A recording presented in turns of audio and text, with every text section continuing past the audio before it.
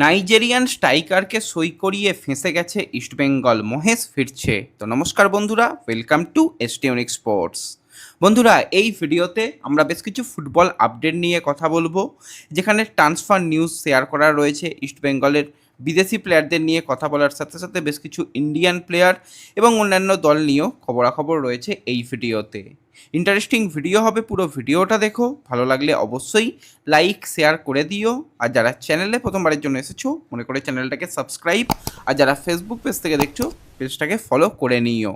তাহলে প্রিয় দলের খেলার সমস্ত লেটেস্ট আপডেট তোমরা এখানে পেয়ে যাবে। তো চলো আর দেরি না করে ভিডিও শুরু করা যাক। তো সবার প্রথম যদি আমরা ইস্টবেঙ্গলের সবথেকে বড় সমস্যা নিয়ে কথা বলি, তো এই সিজনে কিন্তু ইস্টবেঙ্গল সাইন করিয়েছে 26 বছর বয়সী নাইজেরিয়ান ফরওয়ার্ড ইফিয়ংকে, যাকে আমরা লাস্ট সিজন পাঞ্জাব এফসির জার্সি গায়ে ভালো পারফরমেন্স করতে দেখি। তো সত্যি এই এফিয়ংকে সাইন করিয়ে ইস্টবেঙ্গল অত্যন্ত ভুল করেছে, সেটা এখন মনে হচ্ছে। কারণ ইস্টবেঙ্গলের এরকম একজন প্লেয়ারকে প্রয়োজন ছিল, যে কিন্তু অবশ্যই ভালো পারফরমেন্স করেছে, ফিজিক্যালি স্ট্রং, এবং যে ইন্ডিয়াতে তার এক্সপিরিয়েন্স রয়েছে, সেই কারণেই কিন্তু এফিয়ংকে নেওয়া। কিন্তু যে ভিসার জটিলতা তৈরি হচ্ছে, দীর্ঘদিন ধরে সেই জটিলতা চলছে।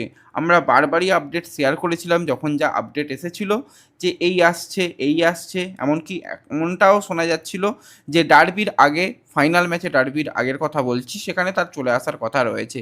কিন্তু সমস্ত রকম প্রচেষ্টা, তার টিকিট কাটার পরও কিন্তু বারবার টিকিট ক্যান্সেল করতে হচ্ছে, কিনা তার এখনও পর্যন্ত ভিসা পাওয়া যাচ্ছে না। তো এই সমস্যা কিন্তু প্রচণ্ড পরিমাণে ইস্টবেঙ্গলকে ভোগাচ্ছে। ডুরান্ড কাপ শেষ হয়ে গেল, ডুরান্ড কাপে আমরা ইস্টবেঙ্গলকে চ্যাম্পিয়ন হতে দেখলাম। ডুরান্ড কাপে তার নাম রেজিস্টার থাকলেও কিন্তু তাকে আনা সম্ভব হলো না। এএফসি চ্যাম্পিয়ন্স লিগ 2 এর যে কোয়ালিফিকেশন রাউন্ডের ম্যাচ ছিল, গুরুত্বপূর্ণ সেই ম্যাচেও এফিয়ংকে পাওয়া গেল না। তো এখনও পর্যন্ত এফিয়ং দলের সঙ্গে যোগদান করতে পারছে না। যেরকমটা শোনা যাচ্ছে, এই মাসে এফিয়ংয়ের আসার চান্স আর নেই। সামনের মাসের প্রথম সপ্তাহের মধ্যে যদি তাকে আনা যায় তাহলে ঠিক আছে, কোনো অসুবিধা নেই। তা না হলে কিন্তু ম্যানেজমেন্ট অন্য রাস্তায় হয়তো যেতে হতে পারে, যদি এরকম দীর্ঘদিন সমস্যায় চলে। কারণ ইস্টবেঙ্গলের তো সিজন 1, ইস্টবেঙ্গল জাস্ট কয়েকটা দিন ছুটি দিয়েছে প্লেয়ারদের, কয়েকটা দিন সময় দেওয়া হয়েছে একটু টাইম কাটিয়ে আসার জন্য, ফ্যামিলিদের সঙ্গে টাইম কাটিয়ে আসার জন্য। তারপর কিন্তু অ্যান্তোনিও লোপেজ হাবাস আবার ইস্টবেঙ্গলের অনুশীলন শুরু করে দিচ্ছে, আর কয়েক দিনের মধ্যেই। সেখানে কিন্তু 7-8 দিনের একটা প্রস্তুতি করে ইস্টবেঙ্গলকে প্রথমেই চ্যাম্পিয়ন্স লিগ 2 এর যে ম্যাচ, সেটা অ্যাওয়ে ম্যাচ খেলতে যেতে হবে। তো সেখানে এফিয়ংকে নিয়ে যদি এখনও ওই ভিসা সমস্যা চলে, তো সেক্ষেত্রে ম্যানেজমেন্টকে কিন্তু অন্য কোনো ভাবনা চিন্তা করতে হতে পারে। তো সমস্ত রকম চেষ্টা ম্যানেজমেন্টের তরফ থেকে করা হচ্ছে, কিন্তু এই যে ভিসার সমস্যা, এটাতে কিন্তু ইস্টবেঙ্গলকে প্রচণ্ড পরিমাণে ভুগতে হচ্ছে। তো এফিয়ংকে নিয়েও কিন্তু প্ল্যানিং অনেক কিছু ছিল, কিন্তু সমস্ত প্ল্যানিংই ভেস্তে যাচ্ছে। তো সেই কারণেই কিন্তু এমন একজন প্লেয়ারকে নেওয়া হচ্ছে, যাকে ভার্সেটাইল প্লেয়ার হিসেবে খেলানো যেতে পারে। তো আমরা গত রাতেই ভিডিওতেই শেয়ার করেছিলাম যে প্লেয়ারের নাম, সেটা হচ্ছে ইকার। সেই প্লেয়ারের সঙ্গেই কিন্তু ইস্টবেঙ্গল এই মুহূর্তে অ্যাডভান্স লেভেলের কথাবার্তা বলছে। তো ইকার সত্যি খুব ভালো পারফরমেন্স করা প্লেয়ার। তার কিন্তু ব্যাক টু ব্যাক এফসি গোয়ার জার্সি গায়ে সুপার কাপ চ্যাম্পিয়ন হওয়ার অভিজ্ঞতা রয়েছে। মুম্বাই সিটি এফসির হয়ে কিন্তু তার আইএসএলের কাপ চ্যাম্পিয়ন হওয়ার অভিজ্ঞতা রয়েছে। আইএসএলে কিন্তু যথেষ্ট ভালো পারফরমেন্স করেছে। গোয়ার জার্সি গায়ে 24টা গোলের সাথে রয়েছে 4টি অ্যাসিস্ট। মুম্বাইয়ের জার্সি গায়ে কিন্তু 3 গোলের সাথে রয়েছে 2টো অ্যাসিস্ট। কিন্তু তার সমস্যা যেটা, সেটা হচ্ছে ফিটনেস সমস্যায় কিন্তু সে লাস্ট কয়েকটা সিজন ভুগছে। আমরা যদি তার লাস্ট সিজনের কথা বলি, সেখানে কিন্তু তার ইনজুরির কারণে 5টা ম্যাচ মিস করেছে। সেখানে কিন্তু টোটাল 23 ম্যাচে 4 গোলের সাথে ছিল 3টে অ্যাসিস্ট। তার আগের সিজন অর্থাৎ 2024-25 সিজনে সেখানেও কিন্তু মিস করেছে সে 5টা ম্যাচ, এবং সেই 24-25 সিজনে 25 ম্যাচে তার 11 গোলের সাথে ছিল 3টে অ্যাসিস্ট। তার আগে 2023-24 সিজনে সেখানেও কিন্তু 19টা ম্যাচ, সবথেকে বড় ম্যাচ 19টা ম্যাচ সে মিস করেছে। তারপরেও কিন্তু তার 17 ম্যাচে ছিল 5 গোলের সাথে 2টো অ্যাসিস্ট। এবং 2022-23 সিজনে কিন্তু সে খুবই ভালো পারফরমেন্স করেছিল, সেখানে কিন্তু তার 23 ম্যাচে 13 গোল, একটা অ্যাসিস্ট রয়েছিল। তো কথাবার্তা কিন্তু ইস্টবেঙ্গলের তরফ থেকে অ্যাডভান্স লেভেলে পৌঁছে গেছে, যেখানে 1 বছরেরই ড্রিল অফার করা হয়েছে এই ইকারকে। কিন্তু ইকারের এই যে ফিটনেস সমস্যা ভুগতে হয়েছিল, তার একটা এসিএল ইনজুরির পর সে ব্যাক করেছিল।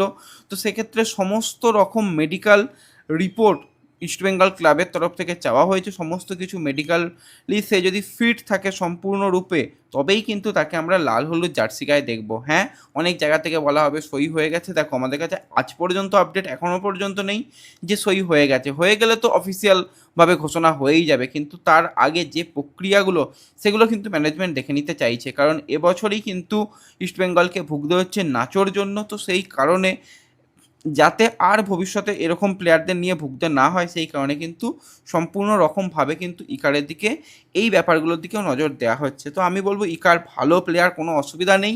যেই রকম টাইপসের প্লেয়ার ইকারকে নিতে চাইছে সেই টাইপের অনেক আরও কোয়ালিটি প্লেয়ারকে কিন্তু ইস্টবেঙ্গল ম্যানেজমেন্ট আনতে পারতো। তো দেখা যাক, শেষ পর্যন্ত যদি ইকার চূড়ান্ত হয়ে যায় তাহলে তাকে তো সাপোর্ট করা ছাড়া উপায় নেই। তা না হলে যদি অন্যদিকেও মুভ করে ম্যানেজমেন্ট শেষ মুহূর্তে গিয়ে, যে কোনো কিছুই তো ঘটতে পারে, ট্রান্সফার মার্কেট অলওয়েজ চেঞ্জ, যে কোনো মুহূর্তেই হয়, তো তাহলে সেটাও যা আপডেট থাকবে তোমাদের সঙ্গে শেয়ার করে নেব। তো এরপর আমরা যদি একটু বাদবাকি আপডেট নিয়ে কথা বলি, প্রতিদিনই তোমাদের কাছ থেকে একটা প্রশ্ন আসে কমেন্টে, সেটা হচ্ছে যে নাওরেম মহেশ সিংয়ের খবর কি দাদা। দেখো, নাওরেম মহেশ সিংকে নিয়ে আমরা লাস্ট যা খবর তোমাদের সঙ্গে শেয়ার করেছিলাম সেই খবরেই কিন্তু রয়েছে। নতুন করে মহেশ সিংকে নিয়ে কোনো খবর নেই, কারণ মহেশ সিং অলরেডি রিহ্যাব শুরু করেছে।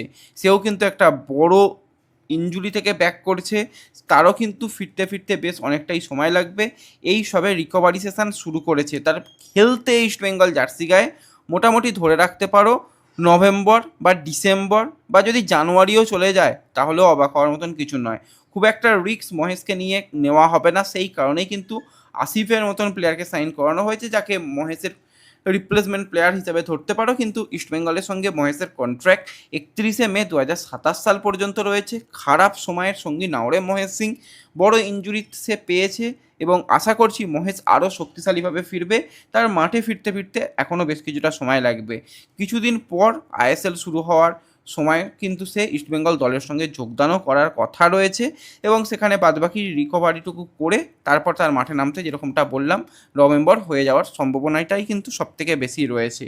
তো এই আপডেটটা তোমাদের সঙ্গে শেয়ার করলাম, সকল বন্ধুদের সঙ্গে শেয়ার করে দিও, তারাও কিন্তু এই মহেশের ব্যাপারে আপডেট জানতে পেরে যাবে। তো এছাড়া এইবার কিন্তু ট্রান্সফার মার্কেটের সবথেকে অ্যাক্টিভ যে দলটা এখন মনে হচ্ছে সেটা হচ্ছে ইন্ডিয়ান ফুটবল লিগের টিম শ্রীনিধি ডেকান। তো অলরেডি প্রীতম কোটালকে কিন্তু শ্রীনিধি সাইন করিয়েছে, 2 বছরের চুক্তিতে কিন্তু প্রীতম কোটাল শ্রীনিধিতে যাচ্ছে, এবং প্রীতম যদি শ্রীনিধিকে চ্যাম্পিয়ন করে তার কন্ট্রাক্ট অটোমেটিক কিন্তু আরও এক্সটেন্ড হয়ে যাবে। সেক্ষেত্রে এটা একটা ভালো সাইনিং বলতে হয়, এবং তারা আইএসএল অভিজ্ঞ অনেকগুলো প্লেয়ারকে সাইন করাচ্ছে। প্রাক্তন ইস্টবেঙ্গলের প্লেয়ার 29 বছর বয়সী রাইট উইঙ্গার জেরি, তাকেও কিন্তু শ্রীনিধি সাইন করাতে চলেছে। তো জেরির এক্সপিরিয়েন্স কিন্তু হিউজ রয়েছে, আইএসএলে কিন্তু সে দাপিয়ে ফুটবল খেলেছে। টোটাল ক্লাব কেরিয়ারে 180 ম্যাচে 24 গোল, 23টা অ্যাসিস্ট রয়েছে। তো এই প্লেয়ারকেও কিন্তু শ্রীনিধির জার্সি গায়েতে দেখার সম্ভাবনা প্রবল, এবং যেই প্লেয়ারের সাইনিং কমপ্লিট হয়ে গেছে সেও কিন্তু প্রাক্তন ইস্টবেঙ্গলের প্লেয়ার বলতে হয়। 28 বছর বয়সী ভারতীয় লেফট ব্যাক পজিশনের প্লেয়ার নিশু কুমার, যাকে আমরা লাস্ট সিজন ইন্টারকাশির জার্সি গায়ে খেলতে দেখলাম। তো এই এক্সপিরিয়েন্স ডিফেন্ডারকেও কিন্তু সাইন করিয়ে নিয়েছে শ্রীনিধি, যার কিন্তু টোটাল ক্লাব কেরিয়ারে 193 ম্যাচে 8 গোলের সাথে রয়েছে 7টা অ্যাসিস্ট। এবং নিশু কুমারের সাইনিং, প্রীতম কোটালের সাইনিং, জেরির সাইনিংগুলো তো খুবই ভালো সাইনিং মনে হচ্ছে। এখনও কিন্তু এমন 4জন প্লেয়ারকে তারা সাইন করাতে চলেছে যাদের আইএসএল এক্সপিরিয়েন্স যথেষ্ট ভালো রয়েছে। সেই প্লেয়ারদের নিয়ে শ্রীনিধি কিন্তু একটা ভালো দল গঠন করতে চলেছে, সেটা বলাই যায়। তো ব্যাস এই ভিডিওতে এই আপডেটগুলোই শেয়ার করার ছিল। ভিডিও ভালো লাগলে লাইক শেয়ার করে দিও, চ্যানেলে প্রথমবারের জন্য এলে সাবস্ক্রাইবার ফলো করে নিও। দেখা হবে পরবর্তী ভিডিওতে, ধন্যবাদ।